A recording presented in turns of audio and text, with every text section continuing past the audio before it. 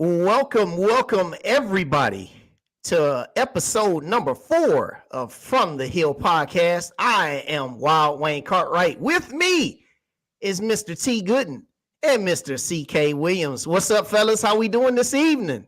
Hey, What's up, Wayne? How's it going, man? Hey, man. I am doing well. And, on this Thanksgiving week, we have entitled this episode, We Have Things to Get Off Our Chests. So before we get started, everybody, just as you're tuning in, just remember to follow us and see the links on the bottom of the screen. Follow us on our YouTube, subscribe to our YouTube channel, follow us on Facebook, Instagram, and also on Twitter. All right, gentlemen. So let's get into this thing, shall we? We've got our football game that took place on Saturday, and we're able to talk about a victory. And this was such an interesting ball game as A&M had a stirring fourth quarter comeback to defeat the Texas Southern Tigers 24-20 to finish the season at 4-7 overall and 4-3 in SWAC play. So some things that took place in this game. A&M started off with the lead, to kick the field goal, had the lead 3-0. And then what happened from there, Andrew Body, who was Texas Southern's quarterback, he carried the ball 15 times for 138 yards. He took over the game. Defensively, we were solid for 3 quarters, but offensively, we couldn't sustain any drives. We were doing absolutely nothing. So 20-3 in the fourth quarter with 10 minutes remaining, and then things just started to go crazy. A&M takes a drive all the way down the field with Xavier Langford at quarterback and scores a touchdown to make it 20-10. The turning point of the game, up 20-10, Andrew Body, the quarterback for Texas Southern, is on his way for an apparent 40-yard touchdown run. Once he gets to the 2-yard line, he gets hit and he fumbles the football and it rolls through the back of the end zone for a touchback. A&M takes over possession. Xavier Langford leads us back down the field to get a touchdown and make it 20-17. Now Texas Southern is playing with the backup quarterback. They go 3 plays and out. They punt it back to us. We move the ball now with just over a minute remaining in the game. Xavier Langford takes it on 4th and 1 from about 40 yards out up the middle on a quarterback keeper to give A&M the lead 24-20. On the ensuing kickoff, Texas Southern gets the ball back. 4 plays, we stop them. End of story. A&M with 3 fourth quarter touchdowns. You heard that right. 3 fourth quarter touchdowns to rally and defeat Texas Southern. And in the process, denying them a chance to clinch the SWAC Western Division. Because when Prairie View lost at Mississippi Valley State, all Texas Southern had to do was complete the deal, and they would have been headed to Jackson on December 3rd. Now, sometimes, gentlemen, when we have comebacks, we need to have a little bit of help from our opponent. And that's exactly what we got from them. I mentioned the fumble, but also something that Texas Southern did that was very critical is that they tried to start running the clock out too early. And as you guys know, once you start trying to run the clock out too early, you can lose the rhythm that you have on offense.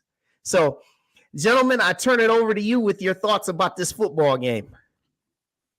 Man, it was a crazy game. We were all there. I said it out loud. You guys were there. I'm like, I'm about to leave. It was cold. It was raining, but I just stuck it out. So once we got the other touchdown, once we scored 20-10 with all that time left on the clock, I'm like, we got a chance. But just being at all the games physically, except like 2 of them, I just know the offense. I kind of felt it in my spirit that we got a shot, but we don't, because I've seen this before, just based on past experience. But then we scored again. I'm like, this is interesting now. And to me, obviously that fumble was a turning point. But the young man, number 6, Mr. Hambrick, yes, the guy from Athens, Alabama. He's a Western Carolina University transfer.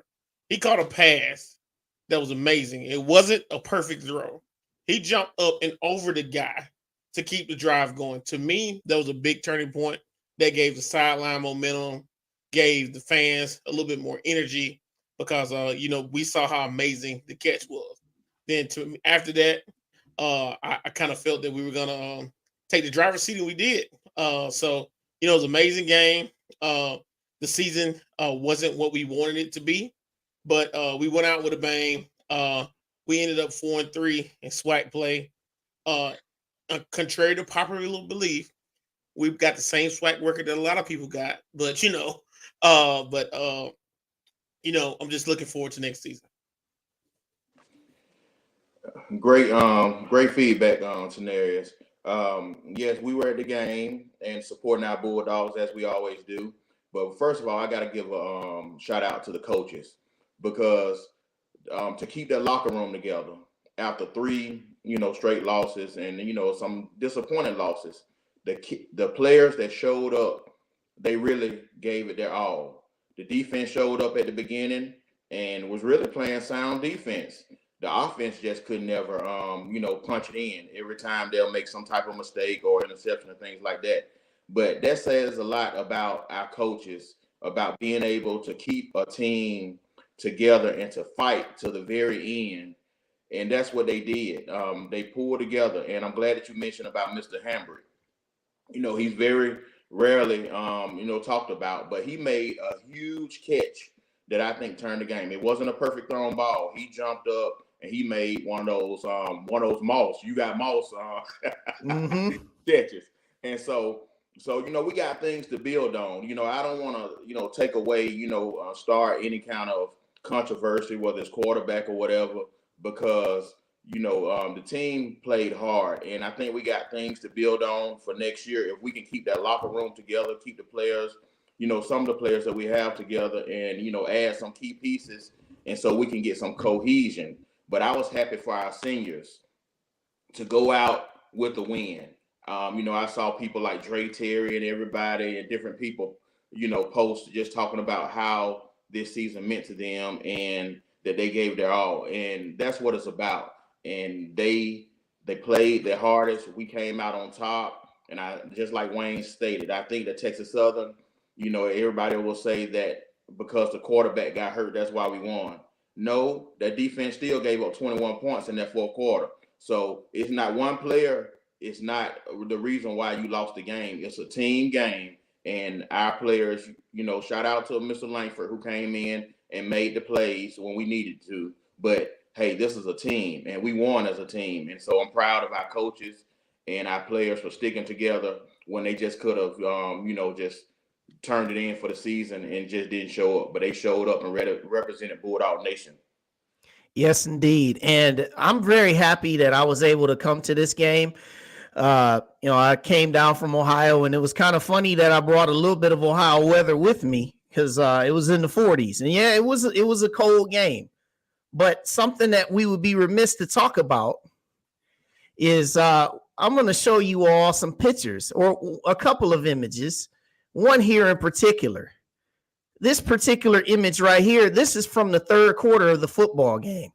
Now, if you look up here in the stands, the most interesting thing about this picture is that I can see myself and I can see T. Gooden and I can see C.K. Williams. Now, there was nobody at this game. The announced attendance was 1,397 people. Now, with this type of crowd, I know people will say, well, it was cold. And some people will say, well, the team was 4-7. We finished 4-7. But here's the most staggering thing of this whole picture that I'm showing you. There were seniors who were honored before this game. And these seniors, they brought their parents with them. And they were honored. And there are some of these seniors who will never probably ever play football again. And their last memory of the last game that they're ever playing is looking up and seeing this sparse and this empty of a stadium. Now, for years and years and years, the last home game has always been the least attended game that we've always had. And I'm not here for any of the excuses tonight, ladies and gentlemen. And T. Gooden and C.K. Williams are not here for it either. And I'm here to tell you that these seniors, these men deserve better than what they got on Saturday. By the mere fact that you can look up and you can see no one. And I'm going to also show you another picture here. You see 1397, but you also see 67532. That's the number that was presented about the Magic City Classic. And there were many people who boasted and bragged and sat up and talked so much and so highly about 67,532 that took place in Birmingham. Not in Huntsville, not on A&M's campus, but in Birmingham. But 1,397 people don't offend you. If 1,397 people don't offend you, you need to reevaluate your status as an alumnus. 1,397 people was announced. These gentlemen here on this show can even tell you that there was much less than that.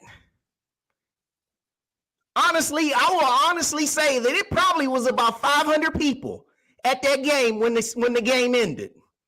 And I will tell you that the 500 people that were there, as cold as we were, we cheered those young men on and willed them to a victory.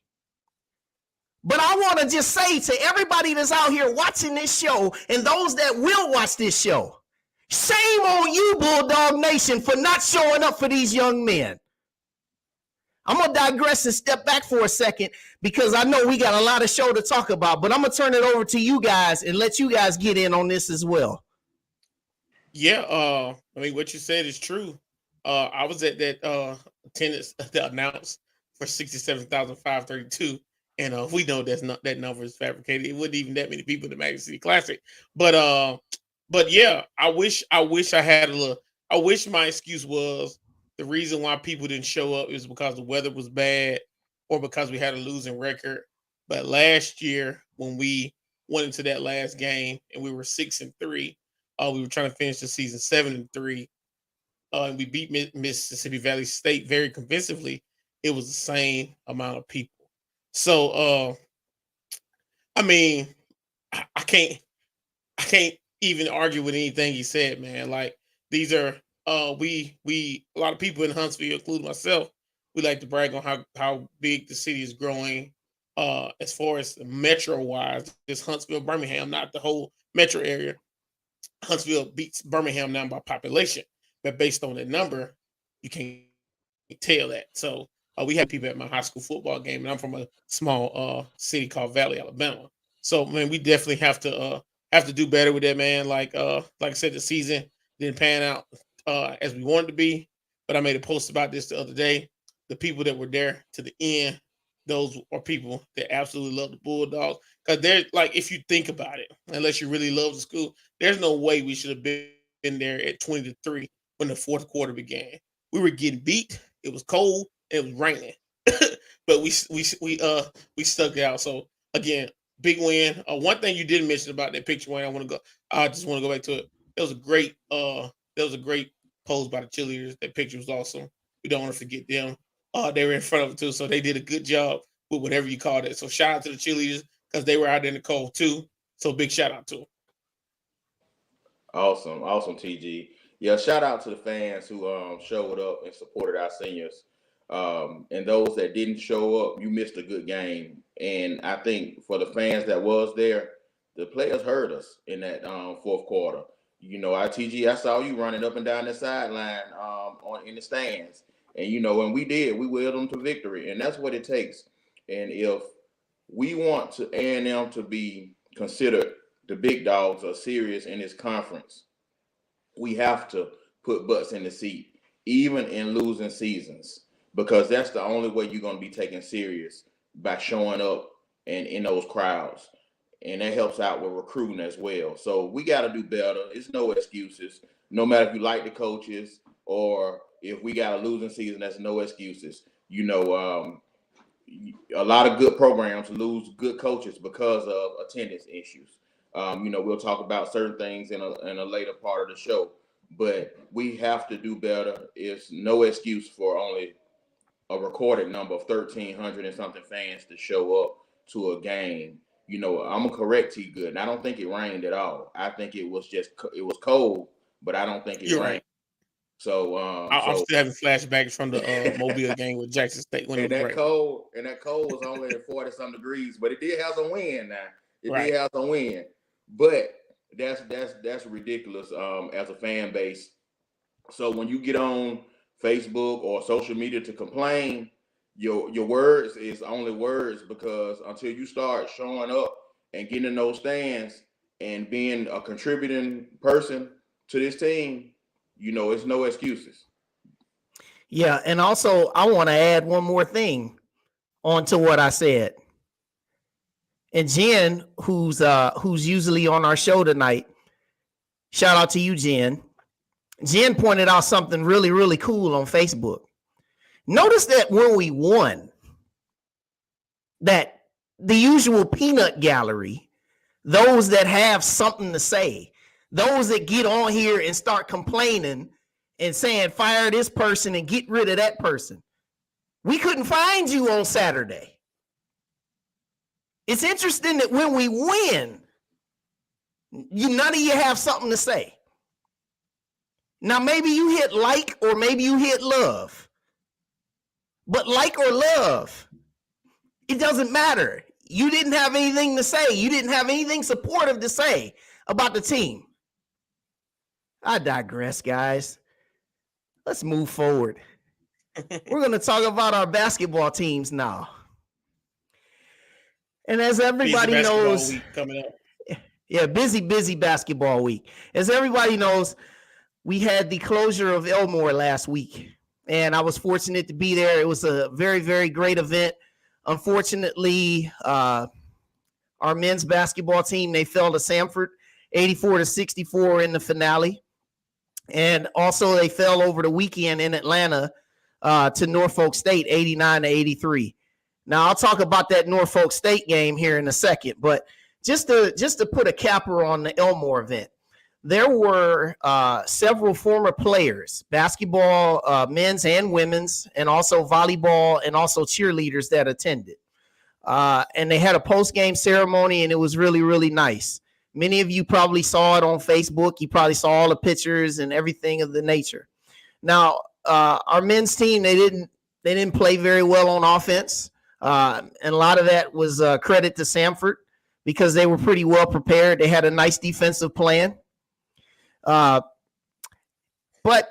even just with just everything that took place with the loss to Samford, you can still see some of the promise that the team has.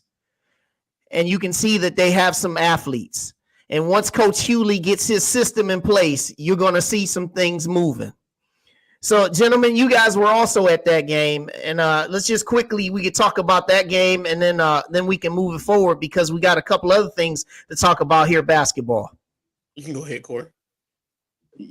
Yeah, I was at the basketball games, you know, the closing of Elmore, retiring of Elmore, and also the basketball games. Great event. You know, Coach Pettaway and Betty Austin, some of their teams of old was there. A lot of people that I went to school with was there who was Hall of Famers. And so it was a great event seeing different from the 60s, 70s, 80s, 90s, 2000 athletes there, and they sent them out in good fashion. So, you know, we want to give, you know, credit and respect to those who paved the way for others. But talking about this year's men's basketball team, yes, we see the team, and they're very, you know, athletic and they have talent. And just like you said, Wayne, I think as Coach Hewley gets his system and his players in, you know, I think we'll see much more progress. You know, that Samford game, Samford is a good team. You know, I think I know basketball, and just looking at them, they're a good team. They're probably the best team that we've played this year out of the 4 losses. Samford has a good team, and you know you'll see they're probably in their conference. I will see them probably one of the top teams in that conference. The only thing that I see on our basketball team that we probably got to work on is defensive rebounding. That's one of the things that I was disappointed in, just hoping that they'll continue to work to get better on. But I see a lot of promise. You know, he's trying to give all the players playing time to see what he got. And so, but I'm impressed with our squad. But I think the best is yet to come.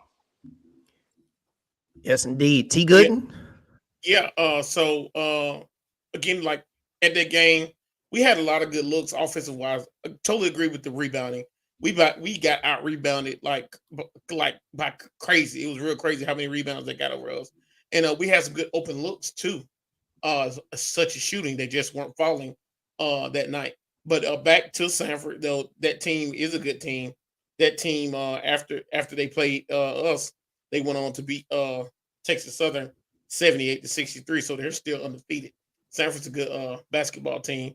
But we did have opportunities to knock down some shots. We had open looks, but we gotta get strong. Do a couple more push-ups. Get good more positioning to get those rebounds on the offensive end and defensive end. Yeah, and then also what took place, the women also played that same night, and they also lost to Samford in what was a more competitive effort, 75-68. And they're currently in progress at North Alabama right now. So the thing about the women's game, there was number 11. I already know you about to say that because I knew it. Number 11. Oh my God. She had 36 points for Samford. One woman basically was unleashed. Everything, it seemed like she was putting up in the air. It went through the basket. So, but yeah, the women, they played very, very hard in that finale. And so anything you guys want to add to the women's game before we move forward and talk about our upcoming schedules? Yeah, it was a tight game, man. But again, I was there, and her name is Andrea. She's only 5'4", and she didn't miss a lick. When somebody's in the zone like that, like all you can do is hope they miss.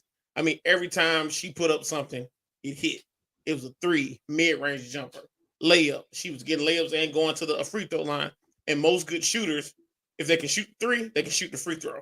So she had 37 points.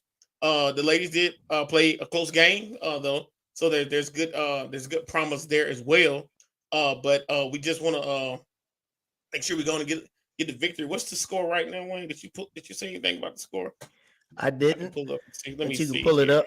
And as you're doing that, here's a go ahead. Yeah, right now it's 48-40. 32 seconds left in the third, and the UNA is up by 8 points. So we got it's on ESPN Plus, by the way. So, but don't turn the game on until we're finished. So make sure you stay right here first, though. And also, I was at the game, at the Samford game. You got a young team; they have talent, but I was a little disappointed because I think that Samford game for the girls was a winnable game, and Samford team is, to me, just looking at them, they were slow, and they had that one point guard who was killing them. But we just sat and played a half court. We let them get into the half court every time until the fourth quarter, to probably like the last 2 or 3 minutes, which I feel like was too late. I feel like if we would have put more pressure on them and forced them to speed up the pace, we probably could have won that game. And I don't know, the reason why I'm not the coach or whatever, but I think that was a winnable game. And to have one shooter and a slow team, because that Biggs was very slow. Samford Biggs was slow. And so I think we just let them set in that half court, and we just pretty much let them run their offense, which, I was very disappointed with. But I'm not the coach, and I don't know what the game plan was, but that was a winnable game. Yeah. And if I may, just for a minute. So I talked about the Norfolk State game on Saturday that the men played, that they lost 89-83. Now, that game, it wasn't publicized. It wasn't on TV, and no one really knew anything about it. And it was one of those events that was put on by some promotions. And with this being the We Have Things to Get Off Our Chest episode, I would be remiss if we didn't address the rumor that was out there about the Alabama State game against A&M coming up in January. Now, I know that many of you have seen some of the rumors that are out there about that allegedly the game is being talked about to be moved to Mobile. None of that has been confirmed. None of that is to be publicized. None of it has been publicized. But one thing that I'm here to say tonight is that if that does happen, I can speak to some of the reactions that have already been mentioned by people, by alums, and needless to say that none of them are happy. And if this is true and does become true, you're talking about the Alabama State game, which would have had the biggest attendance. As a matter of fact, a lot of the season ticket holders, when they bought their season ticket packages, they had this game in mind. And so now all of a sudden you'll be taking away a game that everybody was looking forward to in your brand new event center that we'll get to in just a moment. But we got to make sure that we put this and say this in its right context. If by chance this does happen, as we're talking about trying to build a fan base and trying to establish some goodwill and good support, this 100% will not help it if this is the case.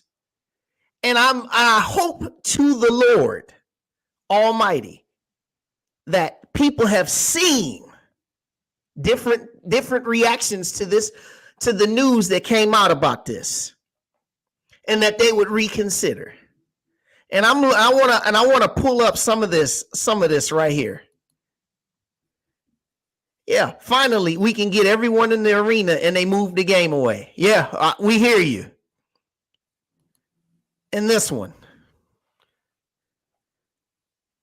folks need to stop lying to themselves. If folks playing bad, then we need to be honest with ourselves. That's not negative. That's the truth. Gentlemen, I want to give you the floor on this for a few minutes before we move forward and talk about the rest of our basketball. I guess I'll go first. I just want to say, us three, we're just alums of the university. We're not affiliated or employed with the university. We just love our school, and we just like the, we want to bring exposure to our school as well as for people to be heard. So, like I said, rumors are just rumors. It's been nothing confirmed, and until it is confirmed, we'll report the facts when the facts come out. Because as far as I'm looking at, the schedule still says the game is in Huntsville, Alabama. So I'm gonna take it as the game is gonna be in Huntsville, Alabama. But as Wayne, as you stated, that game, it can't go to Mobile. Not any other SWAC game, fine, but that Alabama State game, this is not football, this is basketball. And we have a brand new arena. And that game can't be in Mobile. It will be a travesty if it is moved. For our students, for our athletes, for our community. That'll be a big game in our new arena. So I'm hoping that it's just a rumor, and that's what I'm gonna take it as until I see otherwise. T Gooden. Yeah, just piggybacking on what. Can you hear me? Oh yeah, we got you, brother. Just piggybacking on what y'all saying, man. It'll do. We're already trying to build a fan base. We always talk about how we need to get the city, the people that live in. Not when I say the city of Huntsville, I'm not talking about the official city of Huntsville. I'm talking about the residents of Huntsville. We want to get them involved in sports. Doing things like this. So when this game was at Elmore, it was packed. It was in Elmore last year. Prior to that, we had to play our home game in Birmingham at UAB's arena because we were doing renovations to Elmore. So now we don't have Elmore anymore to worry about. We don't have to go to the VBC and pay $5 to park. We have a brand new shiny arena that'll still smell like brand new tennis shoes when Alabama State gets here in January. So it absolutely makes no sense to move that if that does happen. We just gotta. I mean, I just don't get it. But like we shall see. It's still on the schedule. If that is going to be something that definitely should have to the ticket holders. Once you buy a season ticket package, you kind of know what what you're gonna have. But I looked at mine and I see no game in Mobile. So, but we shall see. I want to give you guys a chance to address this question right here, if you can.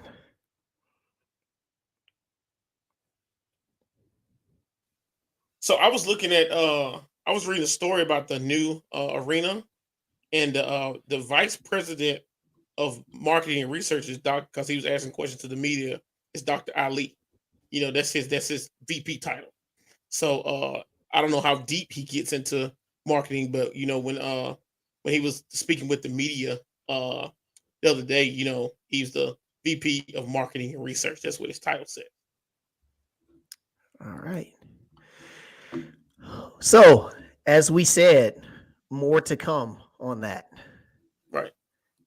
All right. So, moving forward, we've got some upcoming basketball games. Now, the men, they have a very, very busy upcoming week.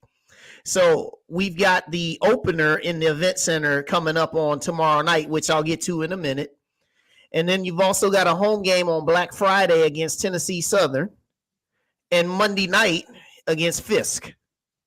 And so there's 3 opportunities for everybody to go see games there.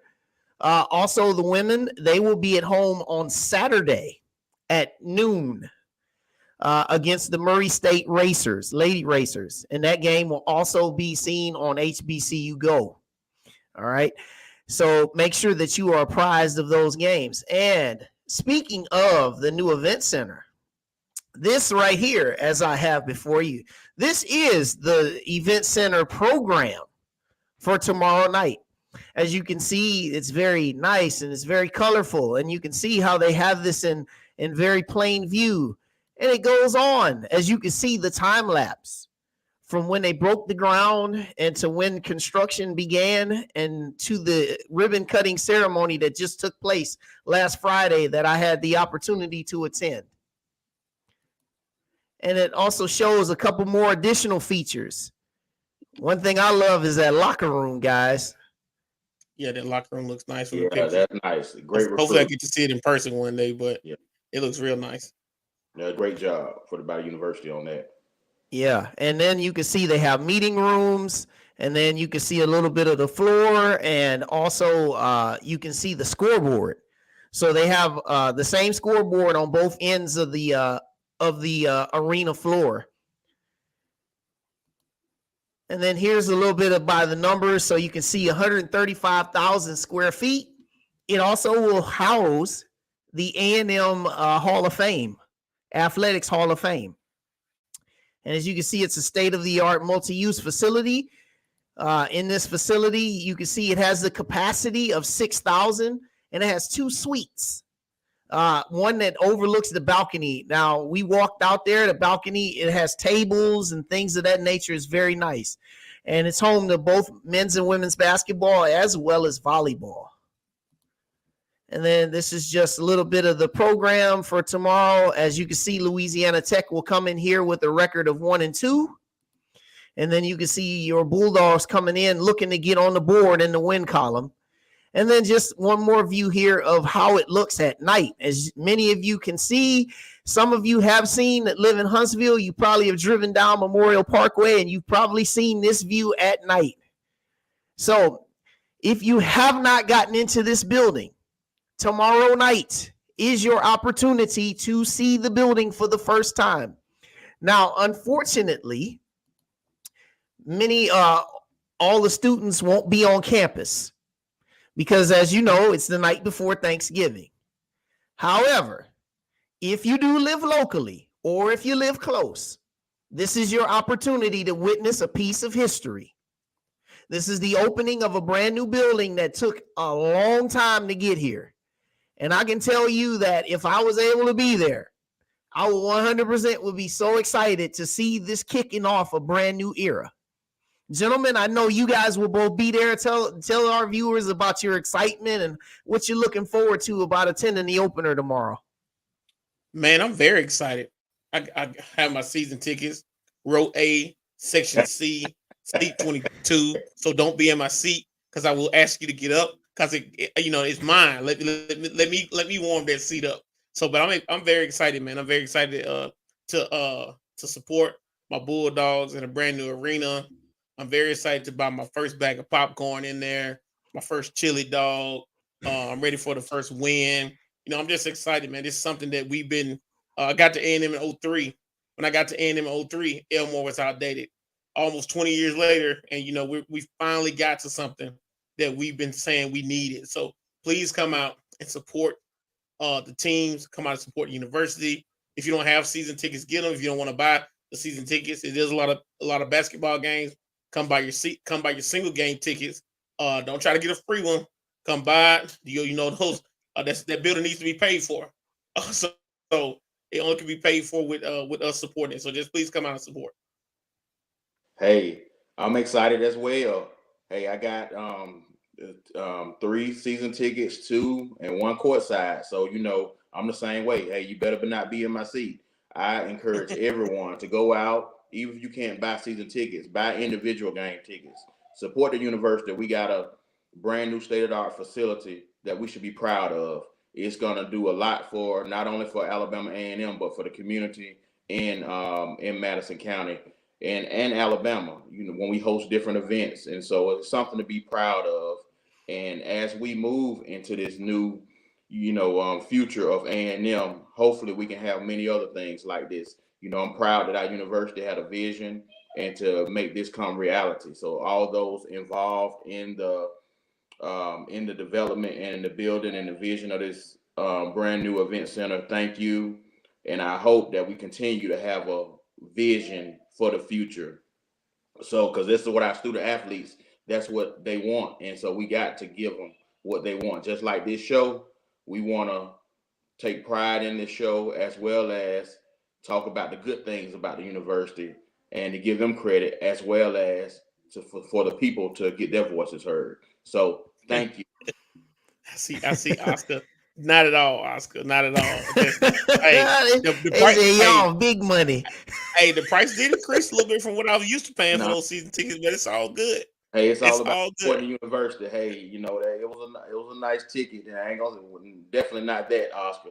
But it's all about supporting. We here locally, so it's all about just supporting the university. Right. Yeah, hey, and quick question. Don't we already have like a junior basketball tournament coming up sometime next year already that's in stone for that the event center? Yeah, yes, the school hasn't announced it because like I said, we're gonna report facts. The school haven't announced it, but the Junior College Association did announce it, saying that they will have the tournament. Right. The tournament at the school, but the school hasn't came out with it. But the Junior College Association posted it on Twitter. Yeah, and I'll go back to this right here, and this is we're 100% in agreement with you. Marketing needs to do a better job. Mario, I'll tell you guys something. When I was on the way home, driving home back here to Ohio on Sunday morning, I went through Nashville, and many of you who have driven through Nashville recently on 65 North, I saw a billboard for Tennessee State basketball. It was really nice. It said, buy your tickets.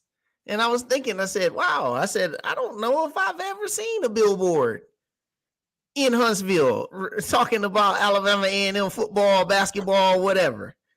And they also had Lipscomb, they had Belmont, they had all of the universities there in Nashville. They had a billboard talking about their basketball. So yeah, agree with you, Mr. Pearson. It needs to happen. Agree. It needs to happen. And Wayne, hopefully this show will help for some of those things to start in the future. I feel like we got some hardworking individuals at the school. I think they're doing a decent job, but hopefully, as we stated about the event center, hopefully we all have a vision to get better each day. And I would think that's what we want for our university. Yes, indeed. And so now we're going to transition. And this is where we love all of our viewers, because this is part where everybody can participate. We're going into our freestyle session in the last 20 minutes. And in our freestyle session, we're going to talk about SWAC football, y'all, because everybody here has a lot of different opinions and comments to talk about SWAC football. So my first thing that I'm going to bring up is how everybody in their mama down at Tallahassee, Florida was boo, we didn't get in the playoffs. And some people said they got robbed. Well, here's the thing. Newsflash. You lost 59-3 to the best FCS team you played on your schedule. That was Jackson State. Then you had some, not to quote Funny Maine Johnson, but you had some struggle wins at Alabama State, at Grambling. You've had some struggle wins, and also they struggled to get past Bethune-Cookman. I know the score said 41-20, but go look at the box score. They had to pull away in the fourth quarter against Bethune-Cookman that only won 2 games this year. Last year, Florida A&M, they were 9-2, just like they were this year. But that 9-2, they had a 28-0 over Alabama State. They had a 27-3 over Grambling. They only lost 7-6 to Jackson State last year. And people sit up and they want to say, well, we got robbed. Well, here's some other metrics. The SWAC conference, out of the 15 FCS conferences, was ranked 10th in the country. All right. And strength of schedule now. They didn't play anybody virtually non-conference. They played Division II Albany State. Last time I checked, that was an HBCU, right, guys? And they barely beat them 23-13 at home. But yet they wanted to cry foul. They said, we got a really good team. We're so good. No, you're not. This is in. The SWAC needs to step way up, guys and ladies and gentlemen. It needs to step way up. The SWAC as a whole, it can be entertaining. And we got some really, really good players in the SWAC. And we got some really good coaches in the SWAC. But guess what we also got? We got some pretty bad play in the SWAC also. A lot of the games, it's just not clean. How many games has everybody watched when you see 10, 12, 13, 14, 15 penalties? Remember the Classic. Remember Alabama State had 19 penalties. They did. I counted them this morning. You got penalties where people are there. You got guys that are poor in technique, holding on the offensive line. You got guys that are getting lost in coverage on defense. Right? I know. Everybody talks about, well, we got funding. It's an issue. We know that.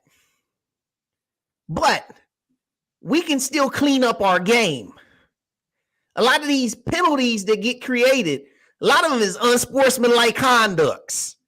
You see at least 2 or 3 of those a game. Is that coaching?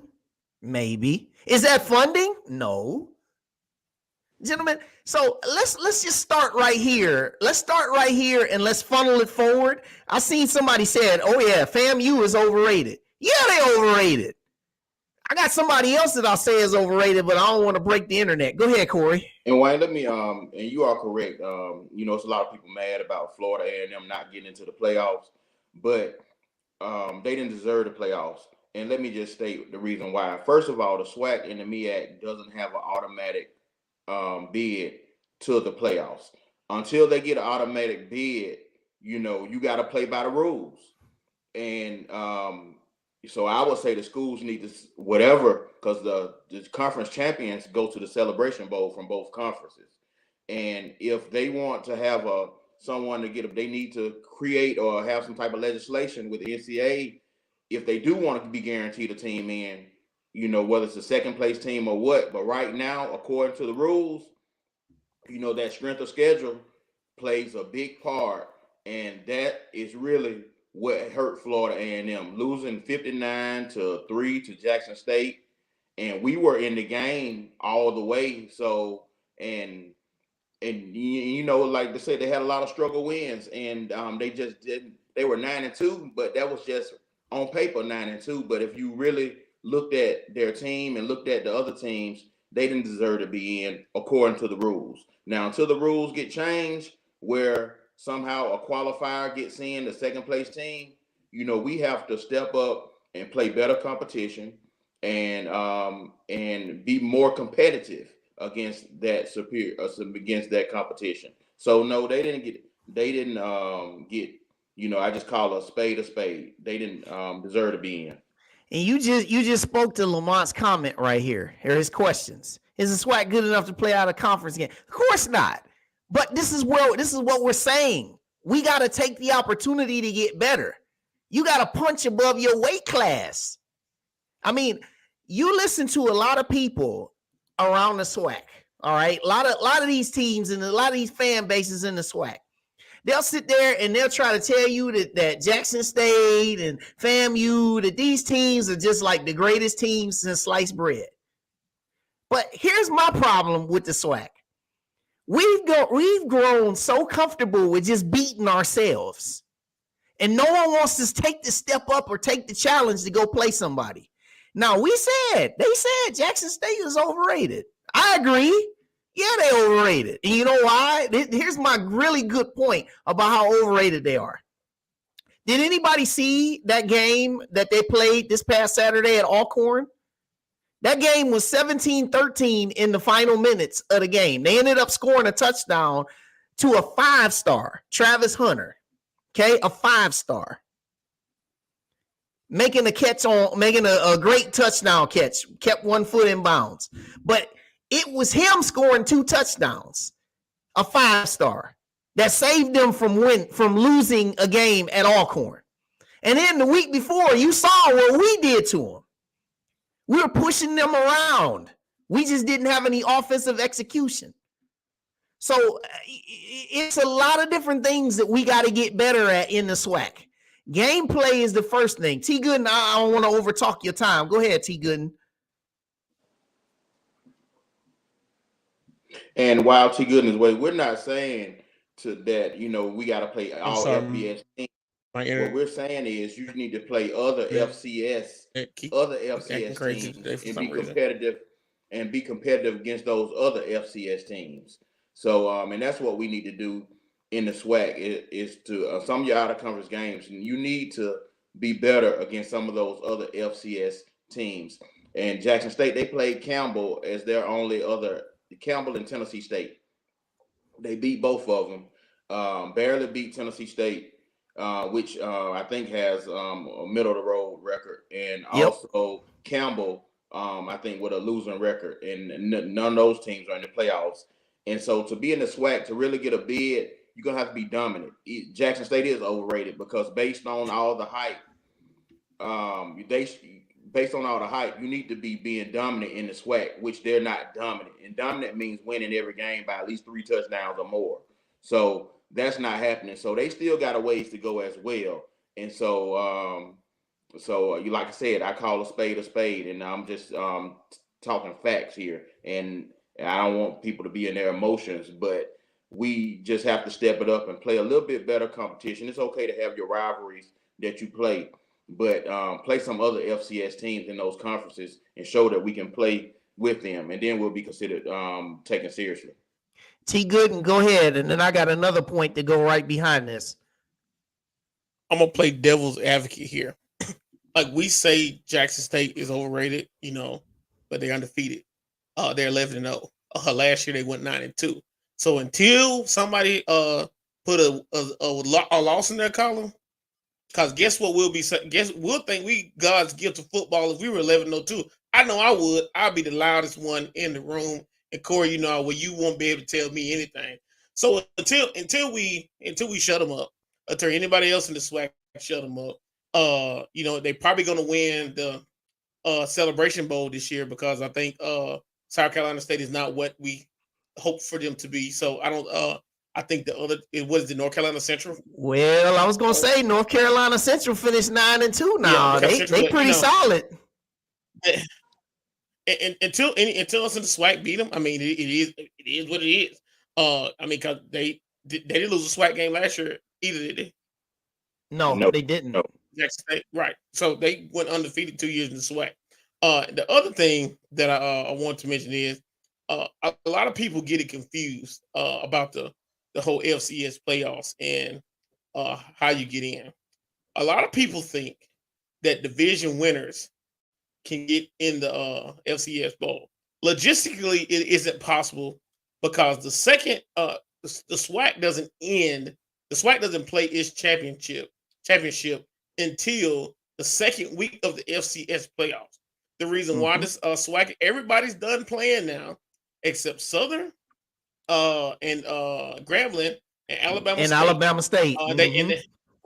They have they got the Bayou Classic and the Turkey Day Classic. If those teams jump off tradition and don't play those games after everybody else finished, then you may consider getting an automatic bid because the scheduling will be on par to take that SWAC championship winner and then take that winner and put them in the FCS playoffs. But you know how we are. You got tradition. People don't want to move that Bayou Classic or Turkey Day Classic from Thanksgiving. So if you keep doing things the same way, this is exactly what you're gonna get. Hoping and praying that we get somebody in instead of making that tweak to get an automatic. I'm sure that if those games were removed, it wouldn't be a problem with the NCAA saying the SWAC winner is the automatic bid. You know what I mean? Mm-hmm. I think that would happen. Well, you brought up a real good point, which sets up my next point about something that I think the SWAC needs to look at. Is you talked about how there's traditions. And yes, the Bayou Classic is taking place on Saturday, and the Turkey Day Classic is taking place with Pine Bluff going to Alabama State. One of the reasons why you hear people so often talk about how much they enjoy and like the Celebration Bowl. They talk about how you lose money by playing in the FCS playoffs. And when you ask them, okay, how much money, what are you talking about losing money? They say, well, you have to pay for your travel to go play in the FCS playoffs. Well, what the hell do you pay when you play in the regular season? Don't you pay for your travel in the regular season? Okay. And then they say, well, you got to bid money, a $30,000 bid to host the game in the FCS playoffs. Well, how much does it cost for you to host a game during the regular season? I'm pretty sure it costs you money to have security. It costs you money to have equipment. It costs you money to run your operations to have a game at home during the regular season. And then people say, well, I like the Celebration Bowl. Well, here's my one biggest issue with this Celebration Bowl is the fact that Jackson State could potentially beat it could be either Prairie View or it could be Southern. Southern has to beat Grambling to get to the SWAC championship. If they lose at Grambling, it'll be Prairie View. So if Jackson State gets to the Celebration Bowl, now they were currently last week they were ranked in the top. Well, they've been ranked in the top 10 of the FCS for quite a while. And people will beat their chests and they'll say, look where we finished the season ranked. But look who you didn't play. Look who you didn't challenge yourself against. You didn't go out here and challenge a North Dakota State. You didn't play a South Dakota State. You didn't play an Incarnate Word. I'm just rattling off names of these teams that are in the playoffs. Sacramento State. Sacramento State finished 11-0. Same record that Jackson State did, 11-0. Guess what? They're in the playoffs. Now, I hear everybody says, we got a bowl game. We make money. Let me clear something else up for you people and all of our listeners. Everybody always says and beats their chest that that's a guaranteed payout that we get at the Celebration Bowl. I'm going to put you up on game right now, here and now. because I work at Ohio State, and I've seen the contracts that come when Ohio State goes to a bowl game. Last year, they went to the Rose Bowl. I saw all of the payments. Guess who paid the travel to get to the Rose Bowl? Wasn't the Rose Bowl, ladies and gentlemen. It was Ohio State paid their travel. Guess who paid for all the meals and the hotels? It was also Ohio State. And so when everybody beats their chest and they sit there and they talk about, well, we get money when we play in the Celebration Bowl. What you need to understand is the advertised amount of money that's a payout is before you deduct your expenses. And so when you deduct the expenses to travel to Atlanta for your football team, for your cheerleaders, for your band, feed them, house them, transport them. There's buses after you get off the plane. How much money do you think we have left over? Only the people who are close to those operations could tell you that. But I can guarantee you it is not the full figure that's been advertised. Corey, go ahead. Yeah, and like I said, you look at it, you know the contracts of Ohio State, and I don't think we know the contracts, with the Celebration Bowl, but I think the SWAC gives each school a distribution from that Celebration Bowl, as well as I think the SWAC pays some of those expenses that you mentioned is a part of the contract. But I still get what you're saying. It's still a cost to that. But I think the SWAC absorbs a lot of that and provides distribution to the schools. However, we still have to get better, and we have to play against better competition, and also other FCS programs, because even though Jackson is in that top, in the top 10 or top 5 ranked, I guarantee you, if you put them side by side against those teams, and they'll be evaluated just like how Florida A&M was evaluated, strength of schedule and all of that. So at the end of the day, they just the benefactor of being the best team in the SWAC. And so, but when you look at FCS, we all know they're not a top 5 team in the FCS. Anybody who knows football know they're in the top 5 team. But I think they can beat some of the ones in probably the lower half of the top 25. Yeah, I think they can give them a good game. But as far as the top 5 team, no, they're not. They will not beat one of those teams. Last thing before I know we got to get out of here soon. Like, I wish, of course we want to. It's two sides to this. We say that we want to play, those bigger schools because we need to pony up. We need to play up on our competition. But at the same time, please, ADs, people that make schedule, please don't do us like y'all did us last year. We don't need to play UAB and Troy. Like, we don't need to start our schedule out like that, because we know teams suit up to go win football games, but we're also realistic. You don't want to set yourself up to be 0-2, 0-3. You know what I mean? So let's not do that. Because that's what if you start your team out 0-3, in the fans' heads, the fans don't care who teams were. Like, man, we start out 0-3. We're not gonna go see them because they've been losing. And at the end of the day, it's true. I get it, but some people don't look at the real reason. Like, so let's not do that again. Of course, we want to play up, but let's not do ourselves like that next year. I know we do got Vanderbilt. So I'm probably gonna travel to Nashville to go support like always. But let's not have Vanderbilt in Alabama, and then you know what I mean? Right. And the thing also that happened with our schedule this year is we played those 3 tough games, and then we had to turn around and we went to FAMU to start the SWAC.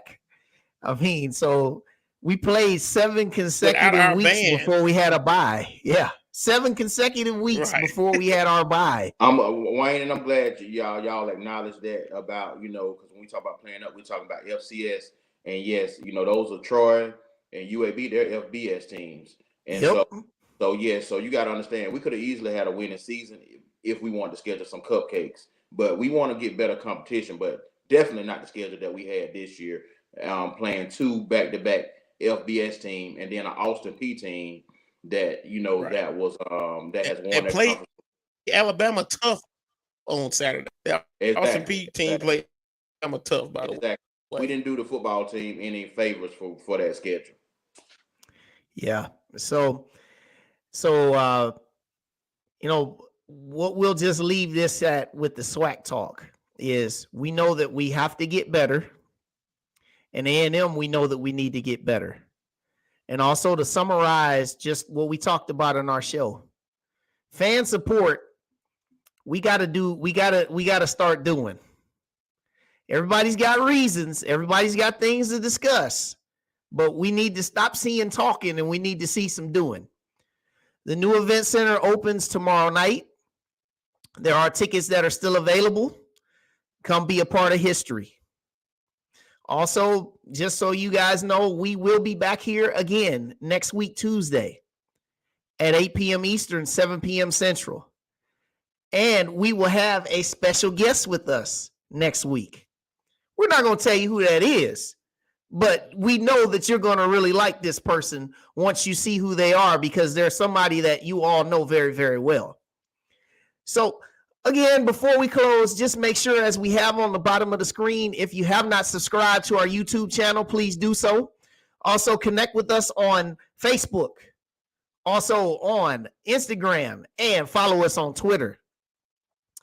And we just like to just thank everybody that joined us here live. We love all the comments. We welcome them. We ask that you guys would tell others to join us.